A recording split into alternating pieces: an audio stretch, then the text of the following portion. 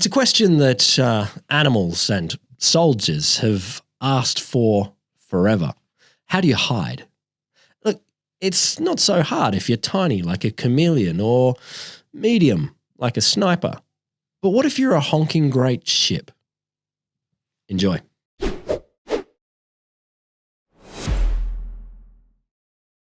Hugh Bamford Cott was born in July of 1900. You probably already knew that because, you're a history. No, I didn't. No, you didn't know that one? He thought he'd enter the priesthood. So he went to Cambridge and started a theology degree, obviously. But after his first year, he went on a field trip to eastern Brazil. Things turned up. I had I didn't feel like the priesthood anymore. I didn't feel as priesty. So he liked that and he became fascinated by natural history. So what bit of Brazil did he like? Eastern, the more accessible bit. I was wondering if there was a thing that made him drop out of priesthood in particular. Natural in Brazil. history. So what they call 1900 natural history. So I don't know, birds and frogs and stuff. Yeah. He liked them. He liked the Brazilian frogs. You still could probably do that as a priest if you want. Well, I think in the past they were the only people who did. Indeed, at some stage, yeah. The gentleman priest natural historian. So he gets back to his university, Cambridge, and he swaps into zoology. Okay, no more theology. Now I got zoology. No, the zoology. And look, basically 98% of ex-theology students end up there anyway. We know that. That's a stat. So he went on a bunch of exotic expeditions. Okay. He went to the Amazon. Yes. Lower, I think. He went on trips to the Zambezi River. Nice. He hung out in like Mozambique, Zambia, and Lanzarote, which I don't know what that is now, but it's probably something else. Lanzarote. Yeah, sounds exotic though, right? Maybe. It features the whole way through. No, it doesn't. Okay. So eventually he ended up moving to Glasgow Uni, which is pretty much like Mozambique, I've been told. Mm-hmm. Beautiful. Or not. He did his thesis, I think it was his doctoral thesis on adaptive coloration. So this was both camouflage and warning coloration in the Anura frog. Okay.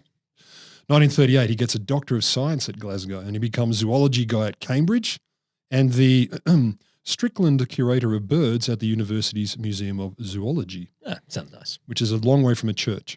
Yeah, well. But it could still feel. But you're still looking at God's creatures. You are, aren't you? If you're into that kind of thing. Looking at them, gassing them, pulling them apart, splaying them out for display. No, that is what God said. God was like, look at them, and then if you want to catch them in a net and pin them down on paper, that's pretty cool too. Study them. Yeah. As thou studiest me. Yeah, check out what I made and see if you can see the tricks. Yeah. I put some cool tricks and Easter eggs inside each bird. Yeah, the trick's to look inside. Inside each bird is an Easter egg. You got to find it. So before uni though, he was in the British Army and he was a camouflage expert. He went from frog camouflage to British Army camouflage? Well, kind of both ways. Before he got to So what we're going to need is 100 frog skins. Yeah. And we're going to make him into a kind of a jerkin. Cover yourself in chameleons. Yeah. And then you can put you can hide behind enemy lines no matter where you are. Yeah. Stuff your Bren gun down the front of your jerkin, your frog skin, Anura frog skin. So in World War II, he hung out with the Royal Engineers and he was a camouflage instructor. So that was his gig. And this is great because it crossed over his two passions of animal crypsis and theology, detection avoidance, and armying. He wrote a book called Adaptive Coloration in Animals, 1940. It's a 500-page textbook with pictures, the works. Of course it's got pictures. Imagine if it didn't. Like, I mean, I know that in the olden days, you couldn't always put pictures in as much. Yeah. But, the description of, wow, this frog did some cool stuff with its colours It'll blow your mind. Just not the same. If only you could see one. You just need like a spot the difference or a can you find this frog sort of thing. And you're like, there's no frog in there. There's a frog in each picture. Every picture in the book has a frog. Yeah. It's like Where's Wally for scientists. Except for that one. No frog. Psych. So this book, which became apparently quite popular, Adaptive Coloration in Animals, it had three main categories of coloration. Concealment, disguise, and advertisement. Wait, slow down. Concealment and disguise as different categories. Yeah, and advertisement. I get advertisement. That's like, here, check my feathers, and also it means my ovaries are great, or my mammaries are great, or whatever it is. Yep. Or my genitals. My cloaca is, I have great cloaca. Yep. That's correlated with my feathers. I get that. Yes. Advertisement. Yep. Or back off, fucker. I'm so tough with my feathers. You don't want to come near me. No. Cool. I get it. What do we got? Camouflage Concealment and disguise. They're the same thing. You're no expert. Have you read Adaptive Coloration in Animals? You haven't, have you? No, but I guessed it. I've seen the pictures. So tell me what's the difference. he keeps going though. So there's subcategories like diverse camouflage effects in God's animal kingdom, like obliterative shading, Obliterative shading? differential blending, coincident disruption, What are they? contour obliteration. They're kinds of camouflage. I know they are. That doesn't matter. Who cares about camouflage? Now, what really caught my eye, he gave camouflage focused lectures at Farnham Castle. So this is wartime. Talking about camouflage. It's a castle actually used for military purposes. For camouflage lectures. And he had 9 categories. All of the best lectures were down at Farnham Castle. You want to learn about militarizing? So 9 categories. 9 categories of visual deception. So merging, which is like blending in to look at the background. Okay. To look like the background. Yeah, you can look at the You're background. a green whatever. frog on a green background. Yes. Completely invisible. Yep. Disruption, so you're breaking up the edges and stuff. Yeah. Disguise, so like a stick insect looking like a stick. Cool. Which they do. Yeah, I It's know. quite a coincidence. They're not called stick insects anymore. They are. They were in 1900. Yeah, they're called something different now. Constanza? Sea stars or something like that. Orcas, I think. Orcas, they are called. I think it's something like It's that. been repurposed or repurposed. Misdirection. It's kind of like confusing people, I think. Misdirection was harder. Like look Making over something there. else happen over there. Oh, yeah. Like Yeah. projectile Styles. stuffing, I'll spinning. send some colour over there. Decoy. So that's like an anglerfish. They got the bright thing that hangs off the top of the heads in the deep, dark depths. Yeah. And people go, what is that? Oh, You have a little drone behind you or something dude, like you that. have a fish drone. Smoke screen. Is a decoy like dropping your tail if you're a lizard? Could be, yeah. But that could also be misdirection. Oh, okay. Did I say misdirection? Or dropping a tail. I did. Or dropping a tail. Just call it dropping a tail. Yeah. Which That's its own sounds like category. something else. Decoy, I did smoke screen. So like ink screen, like a squid going. Yes, beautiful. Love it. Yep. And for some reason people put it on pasta. Squid ink pasta. I don't get it. I love it. It's just a different color, No, it feels exotic. but it doesn't taste different. I don't care. You- I don't care. No, I feel like I'm eating something more refined, more of the world. It's more inky. Yeah, exactly. It's beautiful. The pores don't understand Yeah, ink flavors. Exactly. The No, range I of love ink. it. I love it. Like if they got if I'm at an Italian restaurant and they've got my bowl of pasta and they bring a squid over and then they squeeze it They milk that bugger right in front of you. and they milk the ink out of it right in front of me all over my pasta. I'm like 10 stars. This is great. I love this stuff. 10 for the experience, 0 for the taste. No, I'm 10 for the taste as well. You don't care what it tastes like though. No, I don't. You're dazzled. I'm so dazzled that it's going to taste great. You've been infected by camouflage. There's the dummy, which is like flies and ants. So I think they look like something else or fake bits of them. Probably that could be tail dropping too. Dummying, Fake bits of them. maybe. Maybe. You didn't look it up? I looked up a lot of these, and some of them are very I looked up a lot of nebulous. these. Yeah, maybe close to all of them. Come to this podcast for the I looked up a lot of these So, experience. 9 out of 10 things definitely investigated. But is this like the spider ants or something like that, or ant spiders that look like the opposite, like the species? Look, it may well be because the only other there's another one that's called false displays of strength, so looking bigger, meaner, your coloured red. But there's one left. There's a ninth one. It's a standout category I haven't mentioned. Oh my God. Perfect for camouflage. And it's the only one that really matters here. It's called dazzle camouflage. Oh.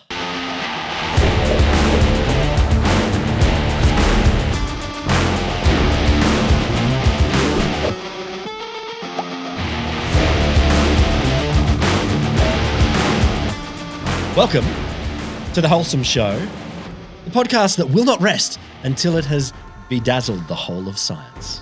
See, clean. Clean. They could all be. There's nothing dirty about that. I'm Will Grant. I'm Rod Lamberts, but you can't see me. It's dazzling you. So yeah, look, you'll be astounded to hear there's quite a long history to military camouflage. I know you're shocked. There's a history. I kind of feel like they invented it and they went, wow, damn, it was so weird in the past when we wore like red coats to be as obvious as possible. Yeah. It was really weird where we went There's from a being flaw. as obvious as possible to being as hidden as possible. Yeah. And I feel like, why didn't we think of that like 200 years earlier? I think we probably did. I mean, it's fair to say there's a sort of a Western bias here. Oh my God. Hard to believe. And spoiler, there may be a little sexism in here as well. Hard to believe. So camouflage, as we know it today, is rooted in, as one source puts it, an eclectic blend of artists, naturalists, and military strategists. So you got, it makes sense. You got people who check out animals who do it. You got artists who make So this is military Stuff. camouflage. The Yeah. people that are working on it. Yeah. There's artists, naturalists, and the strategists. that is awesome. Yeah, it seems pretty cool. There is a lot going on in the camouflage world, I discovered. Yeah. And look, its origins, again, at least in the West, seem to be very ham-fisted and macho-ish, as you kind of mentioned. So you talked about the red coat. So like Napoleonic Wars, it was popular to wear these red tunics. But part of the reason was then the enemy couldn't see if you were bleeding. Yeah. Yeah. Really? Yeah. Maybe they had a jacket that covered up, when they'd blown off your leg or something like Yeah, that. yeah. A fake leg pops down out of the trousers. Yeah, don't worry. Don't worry. Keep going. My clothes make it look like I am perfect still. Oh, my God. So there's kind of camouflage. You're camouflaging the blood. Oh, Jesus. It's not great. No, it's not great at all. No, there's better. But yeah, so it really didn't hide the soldiers. And So why did the Navy have like blue coats? well, so they couldn't see if you wet yourself. If you're wet. He's piddled. How can you tell? His trews are blue. You know how it is. Oh, yeah. So it advanced a lot from the red coats hiding the blood. So like mimicking animals and often literally like using animals, skin the frogs or whatever it is. And so they started to think, like, let's adopt the patterns in nature, cover ourselves, hide a little bit, blend in, etc. So even though Cott talked a lot about this dazzle in a military camouflage setting, this dazzle camouflage, which we will get to, he is not remembered as the guy who brought dazzle camouflage to the war. Okay. So time to talk about Abbott Henderson Thayer, not Anderson, Henderson. So he's an American artist, born, you don't like that name? You don't like Henderson? You're just working it hard. I'm just making sure people understand. Just working it hard. I want them to understand. You just say his name. Henderson. I did, clearly, That's for the people who are taking notes, who actually want to do research. So he's born in 1849, American, artist, naturalist, and a teacher. He used to do portraits, figures, animals, landscapes, and as one source puts it, he enjoyed a certain prominence during his lifetime. A certain prominence. Pretty good, yeah. He's a E-list. Oh, he could be D. I don't know. Could be. He's in this. But a certain prominence is not A. Yeah, but it means he might be making some money. He's not Z. He's going to making some money while he's alive out of his art, which, no one does that. Some people do. He's also referred to by some sources as the father of camouflage. Okay. So that's something. But again, this is, Western camouflage, to be clear. Not because he invented it. Just because he was one of the first to write about it and talk about it. He was the dad of the person that invented it? Yeah. And he called his kid camouflage. It's a non-gendered name. That would be why you would be called the father of camouflage. Yeah, this is Cam, my child. So, he wrote about, masquerading as other things, techniques taken from nature, disruptive markings. Soldiers, right? We can be like stick insects. Yep. You could look like a fish. No one's going to shoot at a fish. You're already on land. They won't know what's got them. No, but they'll feel sorry for you too because you're on land. They'll be like, that'd be terrible. Don't shoot him. What if I don't want to be a fish? He's suffering enough. You don't get a choice. You're in the fish brigade, son. So he first got into Henderson Thayer, first got involved in military camouflage in 1898. And this was a time, again, a great quote. I will get to the main source, but of course they're in the show notes. The quote was, military camoufleurs, that's what you call a camouflagist. A camoufleur. A camoufleur, only a male one. Like a flaneur, a camoufleur. Yeah, because females, we find out later, are called camoufleuses. Oh, not floozies, fluses, yep. So military camoufleurs have adopted a strategically tedious palette of khaki and grey. Oh. A tactic today termed as low contrast camouflage. So that's what was going on in 1898. So people were doing khaki and grey. Yeah. Strategically. Around the body or tank. They didn't have tanks. Maybe they painted their horses khaki or something. Did they? No. Oh. Well, they may have. I can't look up everything. I'm only one man. So this is the time. This is what was going on then, like khaki and grey. That's what they were into. Yeah. This is what camouflage is. This is how soldiers and no one can should see look. those two colours together. Whenever I put them next to each other, it's like I've had my eyes poked Look, out. in fairness, if you're putting on your khaki trousers and your grey t-shirt, you are blending into the background. Like you are invisible at a party. Not if you got a bazooka as well, though. Yeah, okay, that makes you stand out. Yeah, but you hide that behind your leg, no one's going to know. Like it is khaki and beige is grey. Yeah, please. Khaki is beige, really.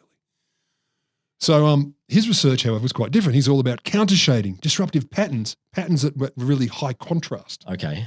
And of course, the ideas were seen as basically wackadoodle. Yeah. The camo fetishists. So like your bird watchers, your hunters, and your scientists were like, this is stupid because we can see you. Oh. That's idiotic. Oh, what sort of stuff was he doing? There you are. Well, so he demonstrated the efficacy of this, disruptive patterning and stuff, according to this is a source that came up a lot. Emily James, she writes, camouflage, the dazzling of women at war. And she writes quite a long treatise on stuff. So it's not only about women at war, it's a whole bunch of stuff. And she says here, Thayer demonstrated the efficacy of his system with an eclectic and by all accounts bizarre mix of stencils, taxidermy, photomontages, animals. He showed how animals could elude their predators with strong contrast and dramatic patterns that disrupt contours and muddy outlines. So animals can do it. Yeah. So we can too. So that we should do it to boats. Oh. And people and stuff. Taxidermy. We'll taxidermy a lion on top of our boat. Stick a stuffed frog on your boat. No one will know. Invisible. No one will know. Or they'll at least be confused. We've taxidermied a whole zoo on top of our boat. Yeah. And it'll blend into the background. Here's Look, a photo montage. It's an orca. How could you even tell? It's pretty much what it was like. So the idea was, look how wacky they are out there, and these animals seem to have continued to be alive. So their contrast, they don't just necessarily hide. They get really strong contrast, and they like what is an example of this? Like multicolored and bright colored creatures that kind of mess with the mind, or creatures. Okay, like a zebra is high contrast. Yeah, like high black, contrast. black Yeah. and white. Yeah. Okay. Because that's not really, the Serengeti is not covered in black and white. No, it's not. Shades of beige. It's not. Like and that would be green. good for hiding in Yeah. a jail or something like that. It would, but apparently it confuses people. Okay. Or other predators. So instead of the creature trying to hide, they want to like confound. They want to like blow the creatures. Your are trying mind to can't attack. handle even looking at me. What is that? Oh, Is okay. that food or is it a spaceship? I don't know. Yeah. So in 1909, he wrote a book, Concealing Coloration in the Animal Kingdom. This apparently, again, our Emily James quote, stirred the ornithological community and infuriated former president and avid hunter Theodore Roosevelt. Infuriated him. Yeah. Because it was like, this is outrageous. This is stupid. Like, it doesn't make any sense. Look at these outrageous colors, these strange patterns. They're not invisible. I can see them. Yeah, okay. What a dumb idea. So, yeah, the idea that it'd give you the shits is quite remarkable, but apparently it did. And Thayer had a buddy called George DeForest Brush. And they said, look, I know, DeForest Brush. George DeForest Brush. Yeah. George DeForest Brush. So DeForest was his middle name. That is a good middle name. Well, it was good. It was good enough for, what's his name from Star Trek? DeForest Kelly. He was, So really? I think he was the engineer. I think he was DeForest Scotty. Brush. Was he engineer? Anyway, he was, just DeForest Kelly, I think his surname was. First name DeForest. Imagine spelling that in the 50s. So they said, look, American ships should have counter shading. So counter shading is like animals that are, light on the bottom and dark on top, like fish and stuff. So when you look up, you see light, like the sky. And when you look down, you see dark, like the ocean. Oh, nice. I get it. So do that to ships. So if any like sharks are looking at our ships, Yeah. then we paint them like the sky underneath. And they're like, that's just sky. Yeah, exactly. Not a delicious ship. Yeah, exactly. And looking they're down- never eating our ships again. Yeah. And those You make 19... them look like the ocean from above. Exactly. And so So the the birds 1909 won't eat- helicopters won't descend and eat the ships. Good. Or the cormorants. Ship catching cormorants are quite a problem, at least in 1909. So that's what they were suggesting. And in 1902, they got a patent called Process of Treating the Outside of Ships, etc., for making them less visible. I do like etc. in a patent. Kind of covers a lot of boxes. And related ideas. Yeah. And any other ideas people might have that I want to that keep I would away like to from get the you. money from. Yeah. Yeah. So their method basically said, we've described this idea as modeled on the coloration of a seagull.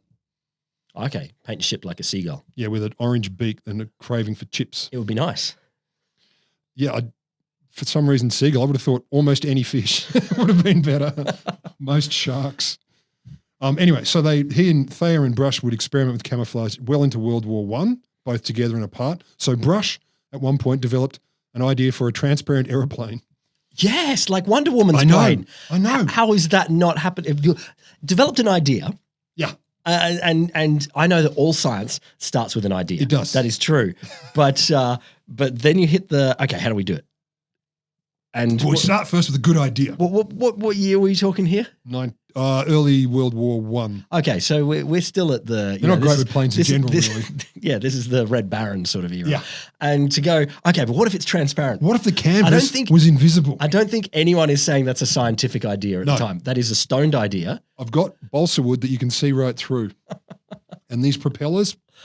Oh, Jesus. But he had the idea. I wish I had pictures, but that probably wouldn't exist.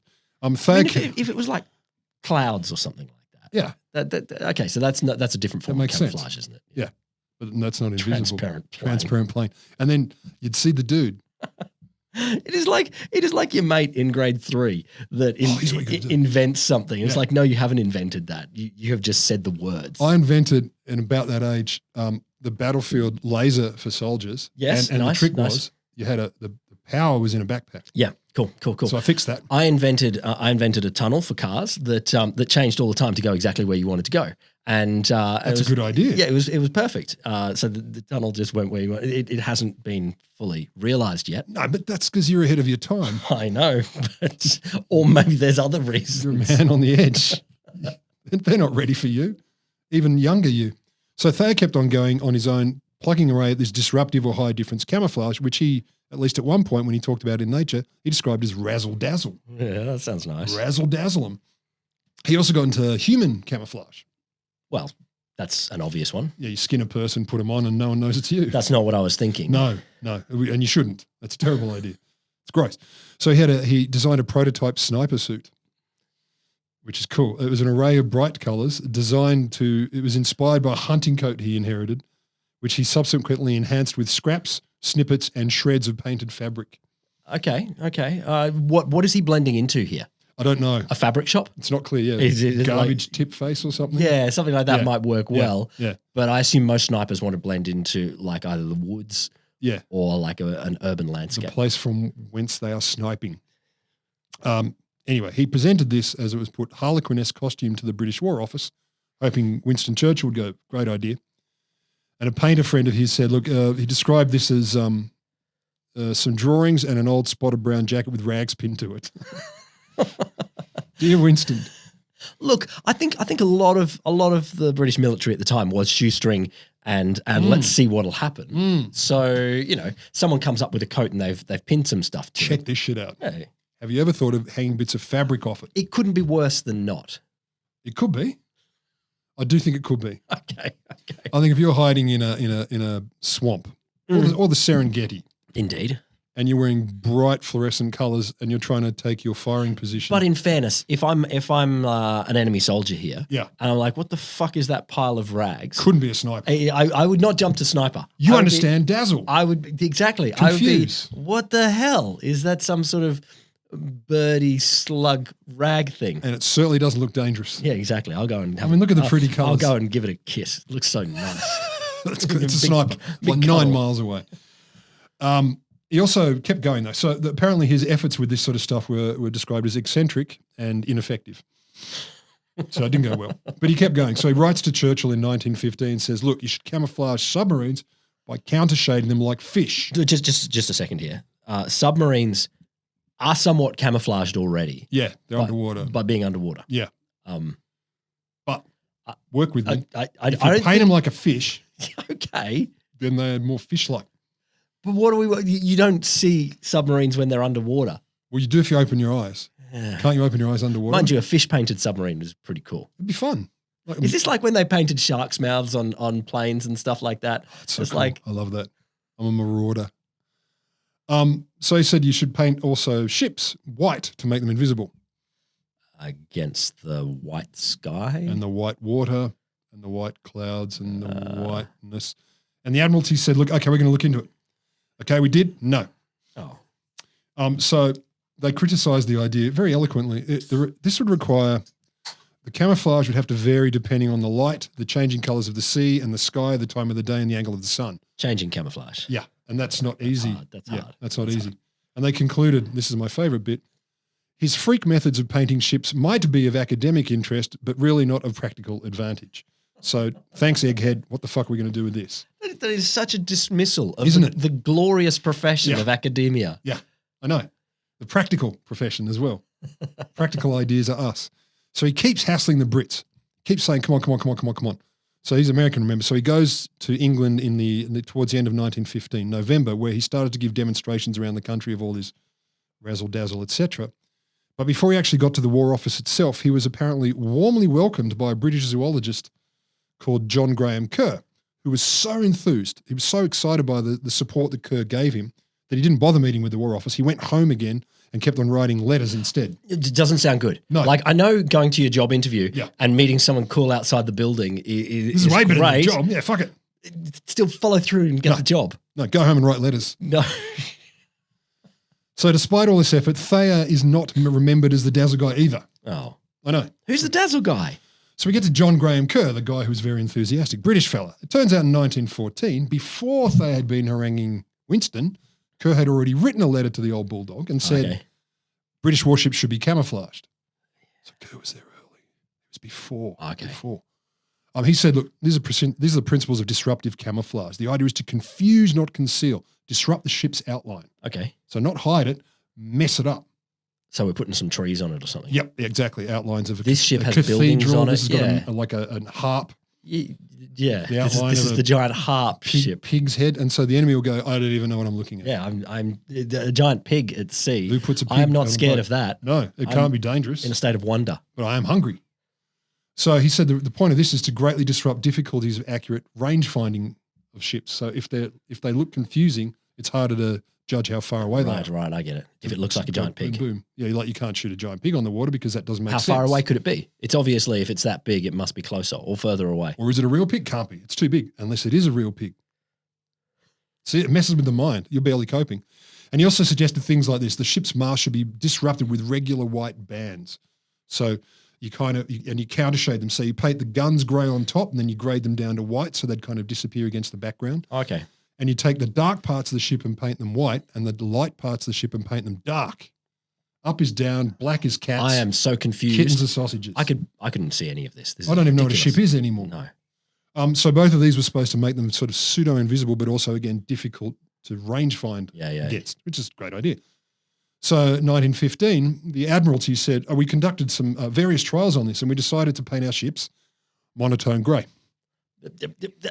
I wouldn't call that really a trial on, done the test. On what you've just said. So we're going to stick with grey because it's ship colour. Okay. So they'd made up their mind. Kerr's subsequent letters apparently did nothing. And he was the guy who ended up he supervised Cott from the very beginning. So it's getting a little incestuous with Dazzle. So Kerr's obviously the Dazzle guy. No, he's not. He's not remembered for it either. Oh, my God. I know. Who knew it was so intricate? Enter William Andrew Mackay. Ah. So he's an American muralist. A muralist? A muralist. A military muralist? Just a muralist. Oh, okay. How dare you enlist him? I wanted to... You conscripted him. Him to use his power of mural for war. Exactly. This is his superpower.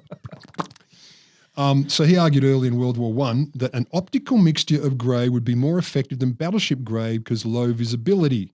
Oh, a couple of greys. Yeah, grey. You've got your tombstone grey. Yeah. And with your eggshell grey. Yeah, exactly. Your caterpillar grey. Wedding dress grey. Yep, and ice cream grey. You blend them together optically. I think we've lost thread on grey there. You don't have grey ice cream? The flavour is, I don't know, sole of shoe like. So because battleship grey gives us this standard reflective colour, it's not anything like the waves and the shit around it. But if you use this magical stuff, it will be more confusing. Okay. So the horizon background behind it, on the other hand, is kinetic. Its effect upon the optic nerve is kind of more active. Okay. Moving. Okay. That's what you're talking about. So the paint somehow moves, but it doesn't, but it seems to. Oh, right. Just by having a few different colours there. Yeah, a few different kinds of grey. Yeah. We've all dressed that way. 50 Shades. Yeah. So, great. We'll do a story on that. So there's a guy called Roy Behrens who's a camouflage expert. He's got a camopedia, and there's a lot on it, and a lot of people write for it. I don't doubt it. And this description, it was just worth reading because it's dreadful. Talking about Mackay, he analysed the horizon light itself into its primary colours and proposed to mingle these colours in a painted pattern, the component colours of which would merge in the distance and become themselves a kinetic source of radiation of the desired shade. He declared that a ship so painted with pigment light, as it were, would tend to merge completely into the marine background. Okay, yes, but what is pigment light? They didn't go into that. If you paint your ship like it's the horizon, it's optical. I mean, this sounds like your invisible plane again. It does. It's like I've invented painting your ship like the horizon. I'm sure I can't see it anymore. That is but not great. Not quite, because if you kind of do this optical effect thing, apparently it appears to change a little bit, or it reflects differently. Cool. Tell me how to do it. With a paintbrush. 50 Shades of paintbrush. Rollers. All right. So that's So this Mackay system, such that it was actually applied to a bunch of ships. Okay. They gave it a crack. And it morphed into something quite different. Became mainly block patterns of primary colours, sharp outlines and things. Basically, Red, blue, and yellow? you name it, like hardcore primary colors. And they basically said it was kind of like Cubist art that was pretty big at the time. Wow, like on the Navy ships? Yeah. They weren't Navy anymore. So it usually would divide a vessel into large masses of contrasting colors and tones. And so it would basically mess you up. Yeah, okay. You're looking at going, what the fuck am I staring at? I'll show you a picture in a moment of one version. And they did a few tests. Actually did some tests. So there's many examples. I'll just give you one. So late 1917, there was a troop transport ship, the President Grant. Oh, nice. No relation. Ulysses S. Is he a great grandpappy on your waist side? I don't know. They saw a cargo ship at sea that was camouflaged with this system, this primary block colours. It's nice that they tried it on the cargo ship. Yeah, fuck them. Like, it's like if this really doesn't work. So we lose a few fridges and stuffed toys. Who cares? And the crew running them, whatever. They can take the risk. But luckily it was, friendly troops, friendly ships saw them and the commander of the troop ship said, look, later on, he could not see the cargo ship at all until it was only a mile away, and then it looked like a moving bit of horizon, and the masts kind of were the only thing that gave it away. Wow, okay. So otherwise, like, what am I even looking at? So it was confusing. And the consensus was that the Mackay ships merged with the background at relatively short distances, even though there were these wacky colours. I don't know how that works. Very hard to find out without going to a whole bunch of optics, and I'm not qualified. Okay. So the Navy said, let's do a bunch of government ships that colour. But Mackay isn't remembered as the Dazzle guy either. Stop. When are you going to give me an image? Norman Wilkinson. Is he the Dazzle guy? Yes, he's the Dazzle. Oh, finally. So, British artist, born in 1878. He usually worked in oils, watercolours and dry point, which as we all know is not wet point. It's paint, draw, style, art. He was predominantly a marine painter, so he used to paint water.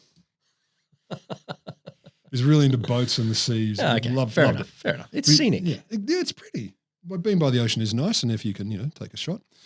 He was also an illustrator and a poster artist, and apparently he was a revolutionary poster artist. That's what he was remembered. As in, like, supporting the revolution? The way he did posters and what he did with them and stuff was apparently quite remarkable. So he became well known for this. So in 1898, he starts contributing to the Illustrated London News and the Illustrated Mail, and he had long relationships with these two publications. They were a big deal for him. A year after this, he's 21. Goes to Paris to learn academic figure painting, which corrected to finger painting about 18 times as I was writing this. That's not your fault. No, but I think it's funny. Academic finger painting. I know. That's what the world thinks we do anyway. They really do. They don't think we use paint. But he was already really into maritime stuff. So he really had salt water in his veins, much like you and me. I get it. Sea dogs. With my finger painting, I want to do the ocean. I want to finger paint the ocean. So war breaks out in 1915. He signs up to the Royal Naval Volunteer Reserve. All right. Because he loves boats, hates the hun. Yeah, okay. The swimming hun. Did he volunteer his painting skills or just his fighting skills? His boat skills, right. His interest in water. So he was assigned immediately to submarine patrols around the Dardanelles. Oh, okay. No thanks. No thanks. Well, you get told, it's war, you get told where to go. I know, but Christ, that would not be relaxing. I thought if he volunteered to be the painter for the army, that would have been done. Excuse me, sir, Lieutenant, could I paint your portrait? I suggest that I be the portrait painter of the army. I'll do a lot of portraits, all day, every day. Every day. I'll paint portraits. Yep. I'll go and like generals in cool situations. Everyone, I'll do them all. Like I don't need to go submarine patrol. And they say yes after 2 years looking for U-boats. I think it was less than 2 years. But he said while he was on a mine sweeping, he came back, my apologies. He came back to Britain, so he lived through that, and he lived for quite a bit longer. And he is, not surprisingly, hugely aware of German U-boats. Yeah, okay. So it's pretty serious. So in 1917, U-boats were sinking something like 8 British ships a day. Oh, wow. 8 a day? Yeah. How many ships can you make? I don't know, 9 a day. Jesus. Quite a few. So then he was on a minesweeping patrol around UK because that's what he got to do next. Again, not painting. Nope. I just think painting for war would be it'd be a better job in a wartime. I would prefer it. I think I'll take that one. Cruising around like on a boat looking for mines around Britain. Yeah, it doesn't sound great. No, terrible. But at the time, he had a brainwave. He realised it was impossible to camouflage a ship to hide it from the sight of a U-boat gunner. You could not hide it. But you could do the extreme opposite. Which is? I Make don't know. everything else so visible. Yeah, kind of.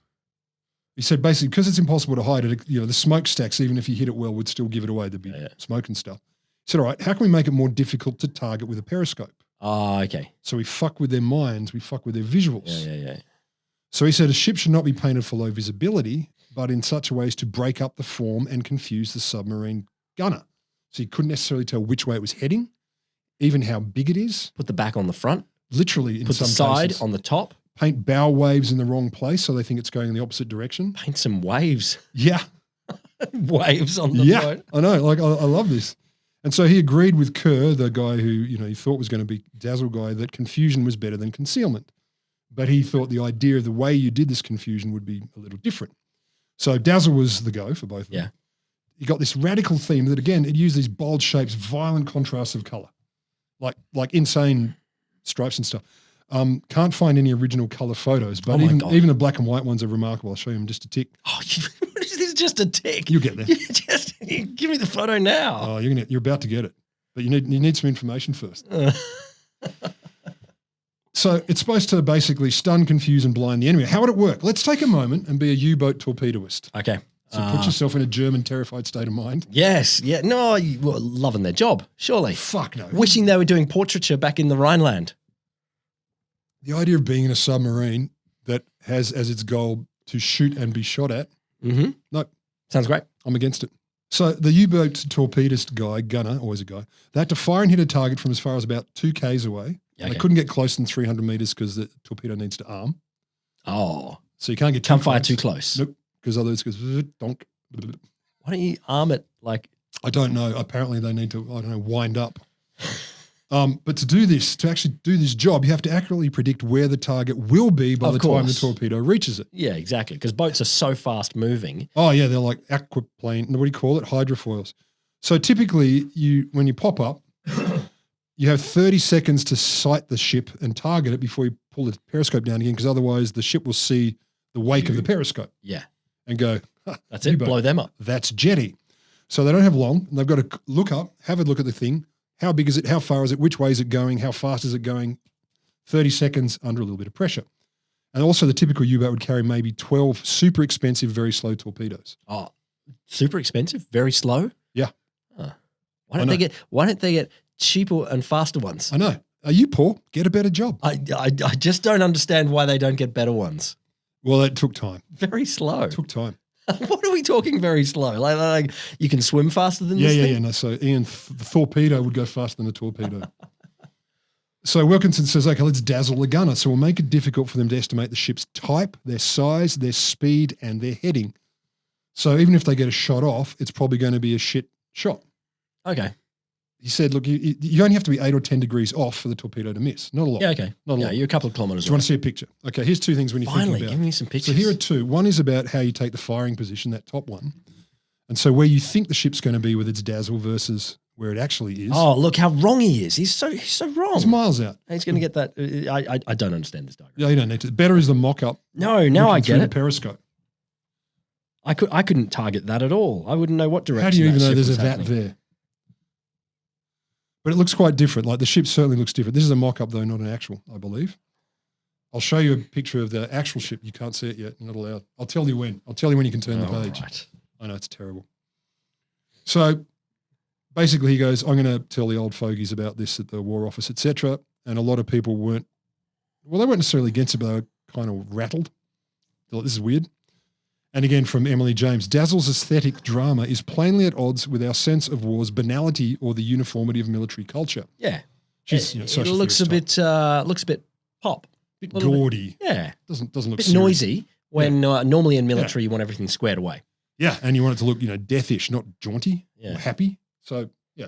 I don't know. There is a tradition, older militaries of, like the Roman centurions with a big punk. The whole ostrich on your head. Thing. Yeah, something like that. And there's clearly a lot of other places. So, Well, look, and they weren't entirely against it. So, but she goes on to say, even the term is bewilderingly dissonant. So when you say dazzle camouflage, you're thinking, that sounds opposite. Yeah, what's going on? They also called it things like baffle camouflage and jazz painting. Jazz painting. We're going to jazz paint our ships. That's cool. So it seems counterintuitive, like kind of, paradoxical. So it kind of confused people. But it was now officially born, and Wilkinson was the guy. Okay. You have the guy. All right. So how did they sell it? First, May 1917, Wilkinson did a test. Mm-hmm. So they painted a ship, they dazzled it or bedazzled it, a small store ship, like fridge ship, whatever, called HMS Industry, and it was launched, and the Coast Guard and other sailing ships was told, keep an eye out. Yep. See if you can see it. So enough observers apparently were sufficiently confused within a couple of months. They said, look, they don't know what they're seeing or they're not quite sure what to look at. And so they reported back and said, this is probably good. So October 1917, the Admiralty said, do 50 ships for us, troop ships. There you go. 50 troop ships. So the Poms were sold. But then there's good reason. They got to the point where 1918, so we're talking a year later, 2,300 British ships were dazzled. Wow. So they went all in on this. They went all in. And then that grew to more than 4,000 by the end of the war. Ah. So thousands of ships were bedazzled. How many people are painting a ship? I mean, I assume It's a lot more than two. It's a big job. Yeah, they're not small. Ships are big. Troop ships. I guess it's a better job, ship painter, than the U-boat driver. You got to paint them anyway. I mean, ships need to be painted for their health. So that kind of comes into it. Fair enough. Yeah. So what about the US? Were the US into it? So there'd been some, excitements and stuff, and a lot of the people doing this were Americans. So the US joined the war in April 1917, and apparently at the time they had 6 different systems of camouflage floating around, which they would basically sell or offer to private ship owners, not the military. All of them were basically low visibility or invisibility kind of the idea. So the US themselves, though, the Navy weren't that convinced. They thought, we don't think this really works. This diminished visibility, not that great. Sell it to the private sector. Okay. But they're also nervous because many of their ships were originally German ships, so they already the Germans knew about the specs. Couldn't work on a German ship. Couldn't work on a German ship. Yeah, exactly. It's just different accent. They'd get the feel of that ship anyway. So it doesn't matter what you painted exactly. it would feel to them like a ship. This is Deutsch. No, but it's also, they kind of go, that's the F39 Blaupunkt 17. Why? Because they recognise the outlines and stuff of the ships. Yeah, I think the point was to not recognise the outline. I mean, how are they looking at this and going, oh, no, this is pre-dazzler. This is when they're talking them into it. So the guys, they were saying this invisibility shit doesn't really work. So the ground is ripe. Okay. Because they're going, it doesn't really work anyway. They know what our ships are going to do. They know what they're capable of because most of them are German. So they know the speed. They know the vulnerabilities. Yeah, okay. They know the maneuverability. This isn't great. And then it turns out there was a youthful assistant to the Secretary of the Navy in the US at the time, Franklin Roosevelt. Oh, okay. And he heard about the dazzle system and thought, sounds pretty good. I'm going to have a chat with Wilkinson. And so there were some demonstrations, including one where a confused US admiral went off saying, how the hell do you expect me to estimate the course of the goddamn thing all painted up like that? And it's like, that's the point, champ. Yeah, but I need to know as well. Yeah. Like if your ship's hiding from me, how can I plan where they're going? He doesn't need to. He tells them what to do. They go do it. Okay. So to me, that's an argument that it works because the admiral's like, this has confused me. It's like, it's supposed to. I can't tell what it's doing. You're not supposed to be able to. I need to know. Yeah. So like basically, my troops. Yeah, no, he doesn't. It's not like they stand there and go, I'm going to look at all the boats. They just send them off. That's the point of being an admiral. So you can stare at your fleet. You just look at your nice ships. You don't want to have it so you can't look at your beautiful boats. That is the whole point. No. You want them to confuse you. That's what a military commander wants of their troops and their resources. Materiel, to be confused. So Wilkinson was asked to help set up the American Dazzle Department. Oh, great. Under the Navy's Bureau of Construction. That is so nice. What are you in charge of? Dazzle Department. This sounds wonderful. Sounds like show tunes and it's great. Fancy costumes. Now, of course, this is part of how it was sold, and no story about wars and men fighting and bright shining colours would be complete without a little sexism. So Dazzle got excited. It got civilians excited, and it provoked apparently a series of intriguing comparisons to women's dress and makeup. Oh, okay. So there's a 1917 cartoon, and it says things like, why don't some of the armies hire women as camoufleurs anyhow? They've been doing it all their lives. Oh, okay. Think of the rouge, the switches, and the powder puff. Why? As we gather it, half the art of being an up-to-date young woman is camouflage. Okay. And on it goes. And there's speculation, therefore, what would it mean if the military started doing this sort of stuff? So the US, at least, women were already being used for camouflage, etc. And they are the core of the camouflage corps, which kind of was related to the American Red Cross. They were described as a group of artists, writers, stenographers, school teachers, debutantes, and many sorts of women. So that's good to know. And so these camouflages, Mhm. and there's quite a lot on that, and this main source I've been mentioning before is all about these camouflages. They were embarked on a bunch or were engaged for a bunch of publicity efforts to sell things like dazzle. Who to? The people. Get people excited because, you're trying to recruit people and you're getting people excited about I'm still the war. not sure why you need to get the people riled up to paint our ships in dazzle. You could just That just sort of is exciting. I think, just to get, they built a mock-up battleship called the Recruit, coincidence, in Union Square in New York City, like a full mock-up of the boat. And then, and that was just this normal grade boat. And so that was weird. People wander off, they come back, there's a fucking battleship in the middle of the thing. But then in 1918, as it was put, one day at sundown, New Yorkers saw a ship in tame neutral grey. The next morning, it was bedazzled. Hey, wow. So overnight, they went in and bedazzled the shit out of it. So there's a picture of that as well. Like there's a few shots, all black and white. And this is this in the middle of the streets? Yeah, it's in Union Square, like New York City, boom. So people walking around or leaving train stations and stuff would see this. That's awesome. Full-size boat. So that's supposed to, get people excited about, clashing with Jerry and all that stuff. So did it work, though? Yes, it did. Did of course. it work? Of course it did, because ships look like this right now. They do, all of them. There's no boat that isn't bedazzled. So the Admiralty, they commissioned a report, came out in end of 1918. First quarter of 1918, it said 72% of dazzled ships that were attacked were sunk or damaged. Well, yeah, but 72. What percent of other ships? 62. Oh. I know, disappointing, right? Oh, that is really sad. It's a bummer. So they're like, dazzle's not great. Second quarter of 1918, 60% of attacks on dazzled ships ended in sinking or damage, 68% of non-dazzled. Oh, okay. So it starts to flip. Flipped. Yeah. Or it just did flip. It flipped. Tell me the trajectory after you've given me a few quarters. Yeah. Well, I've only got two. More dazzled, because that's all they offered. So one bit of evidence says yes and one bit of evidence says no. Science, eh? Oh, that's great. But there's more bits and pieces though. More dazzled than non-dazzled ships were being attacked in the same period, but fewer of them sunk when they were hit. So that argues for, that sounds good. They're getting shots off, but they're worse shots. Yeah. Maybe, the dazzled pilots are just a bit more showy and out there. They're coming close to the U-boats. They're like, you can't freaking see me. What are you going to do? Vroom. Yeah, exactly. More flamboyant. So I assume there's a bit of flamboyance in driving a ship like that. Look, most large ships you can drive quite flamboyantly. It's true. I think flamboyance is how they choose their Navy pilots. And they tend to turn on a dime and they can stop really quickly. So the Admiralty at least said, all right, the Admiralty, they say the dazzle probably doesn't hurt, but it's probably not helping that much either. So thanks for that. But the US, so that's just the POMs. So they had about 1,250 ships that, not just Navy ships, were painted in dazzle between March 1918 and 11th of November, which is when the war ended, so number of months. Amongst the American merchantman ships, 2,500 tons and over, big ships, 78 undazzled ships were sunk and only 18 dazzled ships. Big difference. Of the 18, 11 were sunk by torpedoes, 4 in collisions.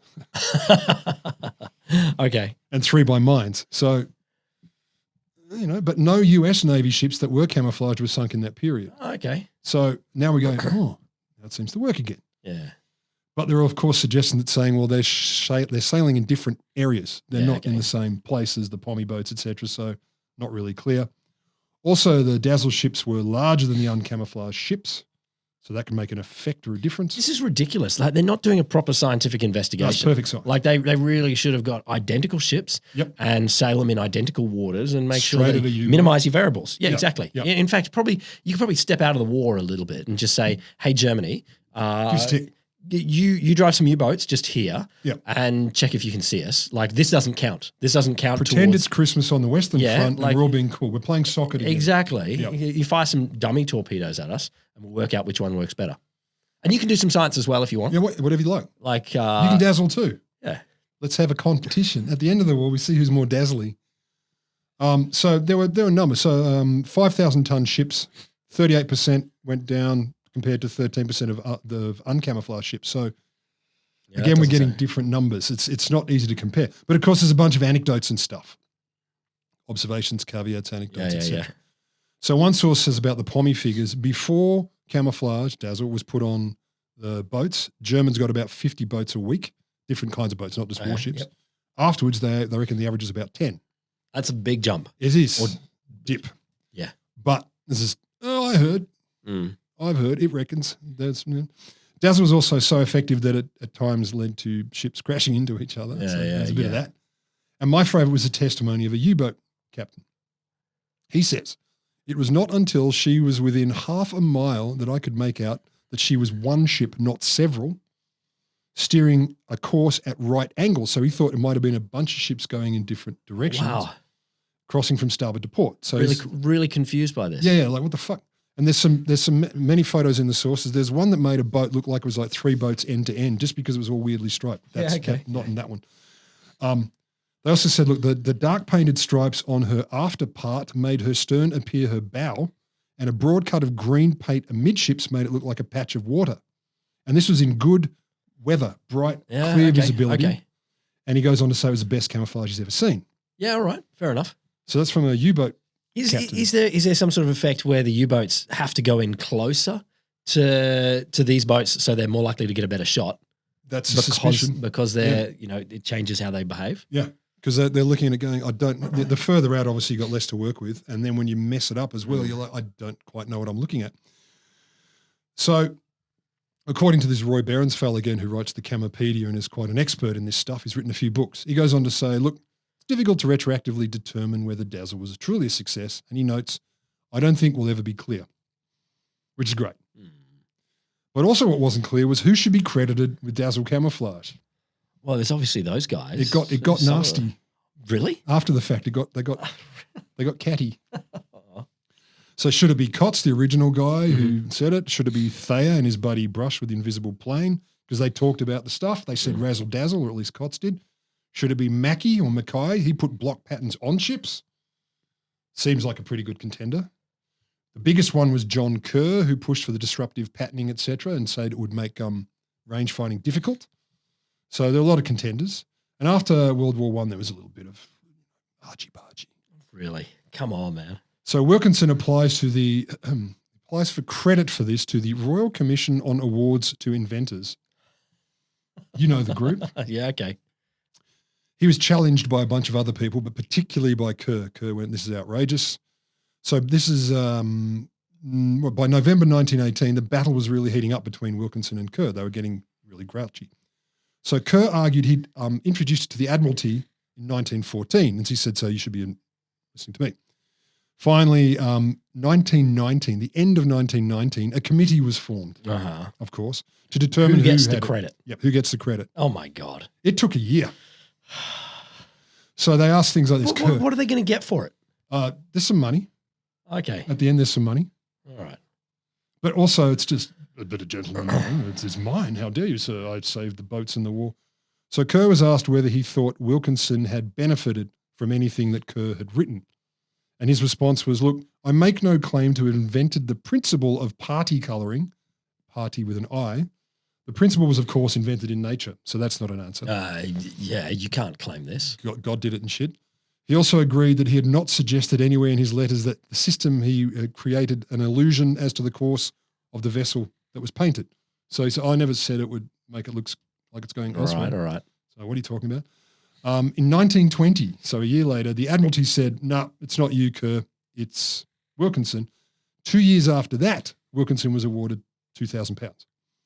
Score. You're the inventor. 1922, £2,000 is about 40 billion euro. That's not. Ish. So Kerr apparently never gave up. He got the shits. He was basically grumpy with Wilkinson forever and a day afterwards. They just sniped at each other. I invented dazzle ships. You got £2,000. You suck.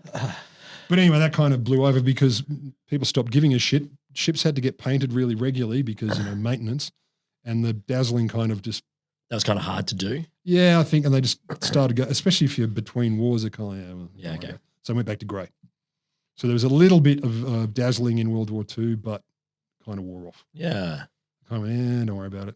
It seems pretty wide. There are not many modern ships. There's one American ship that's kind of dazzle painted, but there's very few, which surprises me. You'd think, modern tech, maybe it doesn't matter. So Wilkinson, finally, he went on to organise the celebrated commissioning of poster designs for members of the Royal Academy of the London, Midland and Scottish Railway Company. Okay. Yeah, they're very famous. So it's through the posters that he became most well-known Yeah, okay. artist, etc., etc. He was president of the Royal Institute of Painters in watercolors, specifically watercolors. Yeah, okay. And was also a member of the Royal Institute of Oil Painters. Not president though. No. Just a Why, member. why doing both? Aren't they rivals? Yeah, you fucking wuss with your Choose a watercolor. side. Yeah. Choose a side. Watercolors. Oil or watercolors and What are you get afraid you'll get oil on your pants and you can't clean it? Like, yeah. I don't know, Watercolors are nice. I like them both, but I'm imagining the war. Like, wuss. Yeah. Get some oil. He was elected Honourable Marine Painter to the Royal Yacht Squadron. Oh, nice. Honourable Marine Painter. Like, okay. Knighted, 1948. Then a CBE, which is, I don't know, bigger knight. And the interesting thing, that last picture I showed you, he painted this picture called The Approach to Plymouth Harbour for the smoking room on the Titanic. Oh, okay. And it went down with the ship, but that's a mock-up of that. So that was one of his famous things, got sunk with the Titanic. That's very sad. And apparently he lived a prolific and long life, adventurous and active until he died in 1971. So I think he was in his 90s. Like he honked along for a long time. So become an artist, camouflage boats. Yeah. Yeah. And I mentioned that main source by Emily James, and there are a few other sources in our show notes, but many of them come from the Camopedia website. You mentioned jazz. I came to this story once. I was like, oh, that's awesome. Yeah. I love this concept. And it was talking about, it came from the other side. It was like where black and white patterns and dazzling emerged in jazz. And you can see it like Beetlejuice, the movie. You know, it's an 80s movie where he's like I remember it. Yeah, he's all black and white. And they were drawing a cultural history going back from these kinds of things, and definitely a bunch of people in the jazz era wearing really high contrast black and white stripes sort of things on their suits and things like that. Zoot suits. Yeah, zoot suits and things like that, and saying they came from this era of painting ships. And I was like, so I came from the other end, and I was like, what? There's ships that they painted like that. So they look crazy. Like that one's a good example. That one I showed you. We'll post those pictures. But the one that was much worse wouldn't have reproduced well. It literally looks like this really long boat. It looks like the boat's got a big ass tail on it or something. Yeah. Because the way it's got all these little sort of contrasting different direction lines on it. It looks difficult. It just looks fascinating to now to just think that's a great way of approaching the world, and as both a military technology, but also I can absolutely understand people in the jazz era going, that looks wild. I'm going to wear that.